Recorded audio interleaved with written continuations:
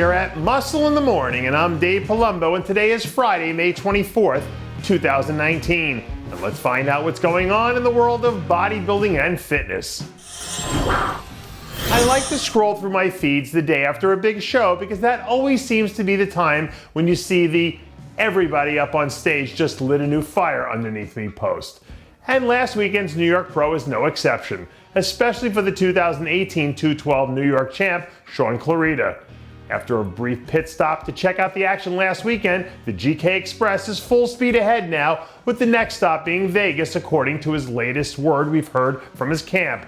This guy is obviously one of the most tireless workers in the division, but with the stakes being so high heading into this year's show, you can't help but wonder if he raised his game even higher so that he could firmly be in the 212 champions Olympia conversations. Have you ever been to a restaurant and had the appetizer be so good you swore there was no way the entree could be any better? Well, that's how Jon Delarosa's fans feel right now. Only they're about to find out whether or not that world-class entree is really as good as advertised. After an awesome showing at the New York Pro last weekend, Jon already has his bags packed and his flights planned all mapped out for the Puerto Rico Pro, which should be kicking off less than 24 hours from now. On paper, Jon seems like he's at the top of his list as far as potential winners are concerned, but crazy things can happen in 24 hours, so it should be fun to watch how this whole thing plays out over the next day or so. A few days ago, I was riding alone in the car and I heard that old Fuji song, "Ready or Not," come on the radio. And just for the record, I think that Nguyen should make that his theme song when he comes out for the Cal Pro this weekend.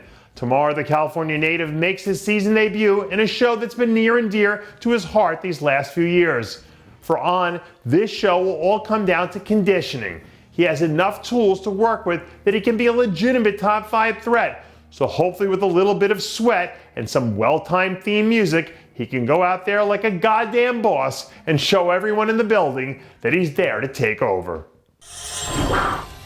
Now that Game of Thrones is over, I feel like there's a giant void left in my Sunday nights because I don't have anyone to root for. But thankfully for me, Heath stepped up to answer the call with a few clips from an arm training session that he had earlier in the week. I'm sure this probably has to be a weird time for Phil because this is the first time in almost a decade that he hasn't had to have 100% of his focus locked in. And maybe it's just wishful thinking, but I'm sure I'm not the only one out here who wouldn't mind seeing the king ride into battle one more time just to see if he still has what it takes to be the ruler of the Seven Kingdoms. If you happen to catch the Deontay Wilder fight on Showtime last week, then I don't have to tell you that some guys can change an entire fight with one punch. And I don't want to go crazy and start comparing my guy Kerrith Bajjo to the most successful heavyweight of the last 2 decades, but this guy does pack one hell of a punch. And in case you missed it, Kerrith really shocked the world with his 3rd place finish at the New York Pro last weekend, where I don't think anyone outside of the two of us saw him coming in there as a potential threat.